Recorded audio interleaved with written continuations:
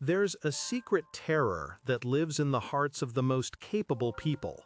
It's that quiet, creeping feeling that settles in right after a moment of triumph.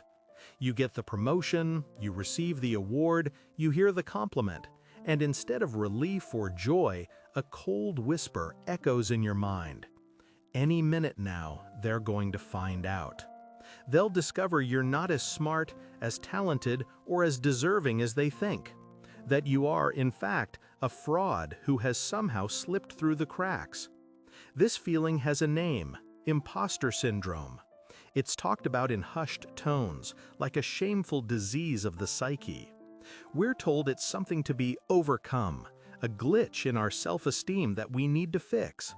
But what if I told you that everything you've been taught about this syndrome is wrong? What if that feeling isn't a sign of weakness, but the clearest, most undeniable signal of your ambition? What if the voice you think is an imposter is actually the voice of your potential, pushing you beyond your comfort zone? You see, the absence of this feeling isn't confidence. In many cases, it's stagnation. The people who never feel like imposters are often the ones who never dare to grow. You feel it because you are in the arena. You feel it because you are climbing. Today, we're not going to try to cure your imposter syndrome. We're going to reframe it. We're going to look at the 6 undeniable truths about this feeling that prove you're not a fraud. You're just operating at a level most people can only dream of. The first truth, and perhaps the most profound, is that you mistake the feeling of learning for the feeling of faking. Think about the last time you felt like a complete imposter. I'm willing to bet it was when you started a new job, took on a challenging project, or stepped into a role with greater responsibility. In those moments, you are swimming in the deep end. You don't have all the answers. You are actively acquiring new skills, new knowledge, a new language of competence. Your brain is firing on all cylinders, forging new neural pathways. This process of intense growth feels messy, uncertain, and uncomfortable. And because our culture worships the idea of the effortless genius, we misinterpret this discomfort. We think, an expert wouldn't feel this way. A real professional would know what to do. So, we label our feeling of being a student as the feeling of being a fraud. This is actually a well-documented psychological phenomenon, a reverse application of the Dunning-Kruger effect. The famous study showed that people with low competence in a task drastically overestimate their ability. They don't know enough to realize how much they don't know. You, however, are on the opposite end of that spectrum. Your competence has reached a level where you can see the vast, complex landscape of your field. You are acutely aware of the nuances, the exceptions, the endless ocean of knowledge you have yet to explore. This awareness, this intellectual humility, is what makes you feel like an imposter. You're not faking it, you're simply aware enough to see the gap between what you know and what is possible to know. The person who feels 100% confident in a complex field is often the most dangerous person in the room. Your doubt isn't a bug, it's a feature of a mind that's sophisticated enough to appreciate complexity. You feel like a student because you are a perpetual student, and that is the single greatest hallmark of a true master.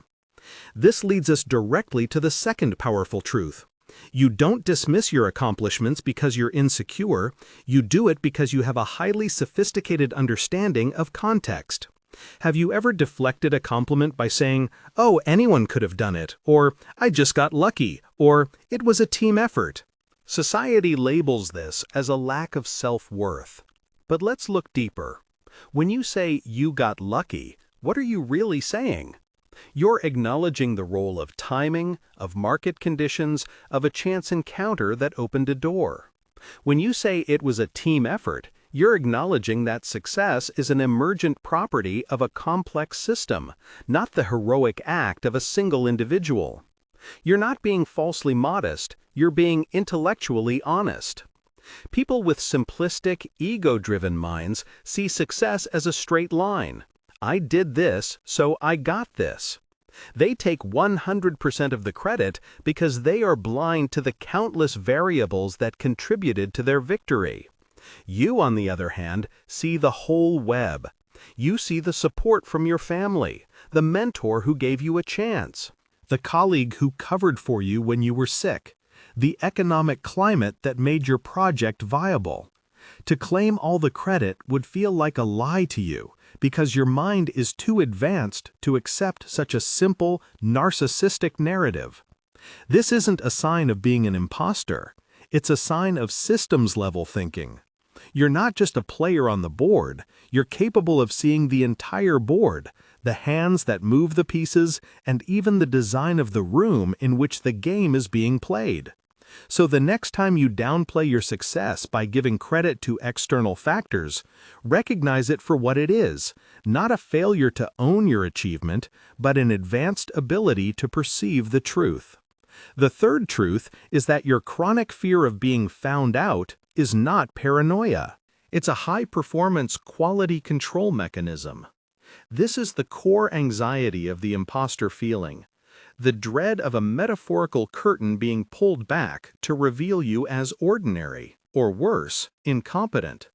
Most people would see this as a terrible, stressful burden to carry, but in the world of high achievement, it's a secret weapon.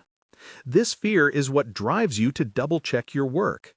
It's the voice that pushes you to do one more hour of research, to rehearse your presentation a fifth time, to anticipate the difficult questions before the meeting. It's an internal, self-regulating system that ensures you never get complacent. Think of it like this. An airplane's guidance system is constantly making tiny corrections. It's always slightly off course and correcting back. This constant adjustment is what keeps it on its precise path over thousands of miles. Your fear of being exposed works in the same way. It provides the constant micro-corrections that keep your work at an exceptionally high standard. The person who lacks this fear is the one who submits the first draft, who wings the important presentation, who assumes their initial answer is correct. They are comfortable, but their output is often mediocre. Your discomfort, your fear, is the price of excellence. It's the engine that ensures what you produce is not just good enough, but robust, well-reasoned, and defensible. You're not afraid of being found out because you're a fraud. You're afraid because you have standards that are so high you live in a state of constant vigilance to meet them. It's the same pressure that turns carbon into a diamond. It's not a sign of your inadequacy, it's the very force that forges your brilliance. This brings us to the fourth truth, which is often mistaken for a character flaw. Your perfectionism and tendency to over-prepare aren't a result of anxiety. They are a manifestation of your deep respect for your craft. People might tell you to just relax or don't work so hard. They see your meticulous preparation and your refusal to cut corners as a sign of inefficiency or obsession. They don't understand that for you, the work is not just a task to be completed. It's a reflection of your identity, your values, and your potential. When you spend 3 extra days refining a report that was already good, you're not doing it out of fear alone. You're doing it because you see the potential for it to be great. You have a vision of excellence in your mind, and you feel a profound sense of duty to bring your work as close to that vision as possible. This isn't neuroticism, it's artistry. It's the same impulse that drives a master chef to plate a dish with tweezers, or a classical musician to practice a single passage for 8 hours. They aren't just trying to avoid mistakes, they are in pursuit of beauty, of elegance, of a truth that can only be revealed through discipline and effort. Your overpreparation is a form of deep thinking. It's you running simulations in your mind, exploring every possible outcome, every counterargument, every potential pitfall. This mental wargaming is an incredibly high-level cognitive skill. So when people call you a perfectionist, what they are really identifying is your non-negotiable commitment to quality. You don't just win the game, you want to play it beautifully. This isn't a symptom of being an imposter, it's the signature of a true professional. The fifth truth operates in the social sphere. Your difficulty in internalizing praise isn't a sign of low self-esteem. It's a sign that you are powered by an internal, not external validation system. Someone gives you a glowing compliment. "That was the best presentation I've ever seen." And you feel a moment of warmth, followed by a familiar squirm of discomfort. You might brush it off, change the subject, or even feel suspicious of their motives. This is often seen as a classic sign that you don't believe you're worthy. But let's look at the alternative. Imagine a person who completely and immediately absorbs all praise. Their sense of self is like a balloon, inflated and deflated by the breath of others. They are dependent on external feedback for their self-worth. You are not like that. Your discomfort with praise comes from the fact that your primary source of validation is your own internal scorecard. You know with excruciating detail the flaws in your own work. You know the shortcut you took, the paragraph you struggled with, the data point you wish was stronger. When someone offers you blanket praise, it feels disconnected from your own much more nuanced assessment. It feels cheap. You're not rejecting the praise because you feel unworthy. You're rejecting it because your own standards are more rigorous and more meaningful to you than someone else's applause. This is a sign of immense inner strength and self-possession. It means you are not easily swayed or manipulated. You are the ultimate judge of your own work. Your drive comes from the pursuit of your own potential, not from chasing the approval of the crowd. This autotelic, self-driven nature is incredibly rare and is a foundational trait of almost every great innovator, scientist, and artist in history. Finally, we arrive at the sixth truth. Your habit of constantly comparing yourself to others is not simply a toxic exercise in envy. It's a high-speed data collection process for strategic self-improvement. We are told from childhood that comparison is the thief of joy. And while there is some truth to that, for an ambitious mind, it's also a powerful tool. When you look at a colleague who seems more successful, you're not just feeling bad about yourself. Your mind is subconsciously deconstructing their success. You're analyzing their communication style, their work habits, their strategic choices, their network. It's a form of competitive analysis.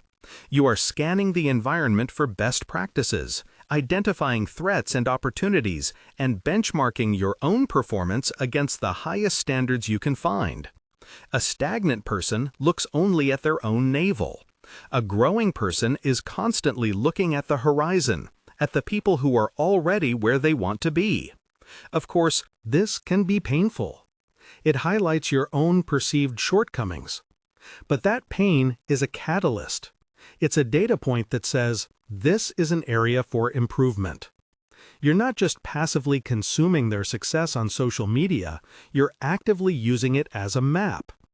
You're trying to reverse engineer their path to see what you can learn and apply to your own journey.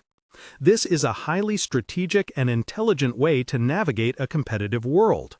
You're not just staying in your lane, you're studying the entire freeway to find the fastest, most effective route. So while it may feel like envy on the surface, beneath it lies the relentless mind of a strategist, always learning, always adapting, always climbing. So let's put this to rest once and for all.